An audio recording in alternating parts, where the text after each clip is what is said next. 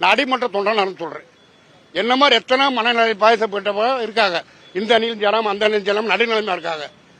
எந்த பக்கம் ஓட்டு போடுறேன்னு திக்கு தெரியாம நிக்கிறாங்க.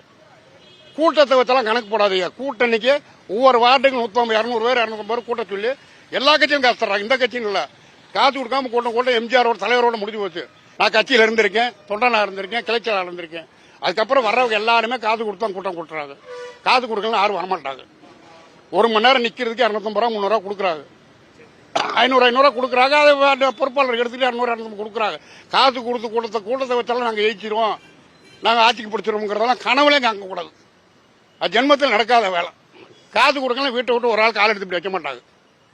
டோக்கனை கொடுத்து ஒரு வார்டுக்கு 250 பேர் 300 பேர் கூட்ட சொல்லியிருக்காங்க நிர்வாகத்திட்ட. இதை வச்சுட்டு தான் இன்னைக்கு வண்டி ஓடிக்கிட்டு படம் ஓட்டிக்கிட்டு இருக்காங்க. நான் கூட்டத்தை வச்சு நான் ஜெயிச்சிருவேன்னா தலால் என்றால் நடக்காது. தொடர்ந்து ஒன்னு தெரிஞ்சுக்கோங்க, அது என்ன பின்னடைவுன்னு நீங்க சொல்றீங்களா? எந்த விதத்தில் பின்னடைவு? அதெல்லாம் நீங்க அதை விடுங்க. பின்னடைவுன்னா கழகத்திற்கு என்ன பின்னடைவு? இங்க நிக்கிறவங்க எல்லாமே புரட்சி தலைவர் எம்ஜிஆரால அடையாளம் காட்டப்பட்டவங்க தான். புரட்சி தலைவி அம்மாவால அடையாளம் காட்டப்பட்டவங்க அத்தனை பேர் அண்ணன் எடப்பாடியாருக்கு பின்னாடி தான் நிக்கிறோம்.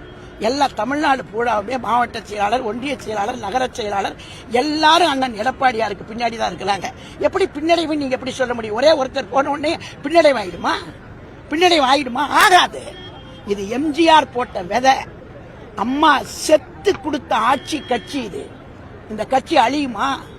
யார் தொட்டாலும் தொட்டவங்க மட்டும்தான் பாதிக்கப்படுவாங்களே தவிர அதில் இருக்கிறவங்க பாதிக்கவே மாட்டாங்க. பின்னடைவு ஏற்படாது. இது தவறான பிரச்சாரம். ஏற்கனவே இப்ப டிடிவி அப்புறம் ஓபிஎஸ் அப்புறம் சசிகலா இப்ப தொடர்ந்து செங்கோட்டையன் போயிருக்காங்க. இது வந்து ஒரு கட்சிக்கு ஒரு வீழ்ச்சி மாதிரி. ஒன்னு சொல்லட்டுமா? ஒன்றிணைவோம் சொல்றாங்கல்ல. முதல்ல இவங்க 4 பேரை ஒன்றிணைய சொல்லுங்க.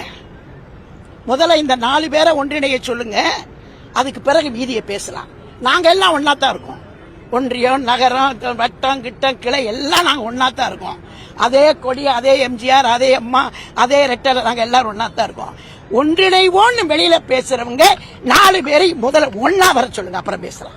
வருகின்ற தேர்தலுக்கு முன்னாடி அதிமுக ஐசியூல அட்மிட் ஆக போறாங்கன்னு சொல்லி உதயநிதி சொல்லியிருக்காரு. அவரை பார்த்தாதான் ஐசியூல இருக்கிற மாதிரி இருக்கிறாரு. நாங்கெல்லாம் நல்ல வலுவாத்தான் இருக்கோம். இங்க பாருங்க, பின்னாடி எல்லாரும் வலுவா இருக்கும். அங்க பாருங்க, எல்லாரும் வலுவா இருக்கும். யாராவது சோர்ந்து போயிருக்காங்களான்னு பாருங்க. எல்லாம் சிரிச்ச முகத்தோட இருக்காங்க. சொல்றவங்களுக்கு தான் ஐசியூக்கு போகணும்னு ஆசையா இருக்கு போட்டிருக்கு. அதனால அவர் திரும்ப சொல்லிட்டு இருக்காரு ஐசியூ. வெளிநாடு பணம் போயிட்டு வந்திருக்காரு. 5000 கோடிக்கு மேல முதலீடு வந்திருக்காரு. முதல்ல தொடங்கட்டும். பேப்பர்ல தானே வந்திருக்கு.